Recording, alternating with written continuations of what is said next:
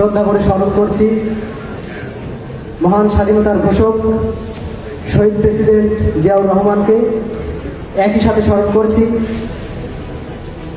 মহান এই স্বাধীনতা যুদ্ধের এদেশের সূর্য সন্তান মাওলানা মতিউর রহমান নিজামী, গোলাম আজম সহ বাংলাদেশ জামাত ইসলামের দেশপ্রেমিক সেই সকল মানুষদের, যাদেরকে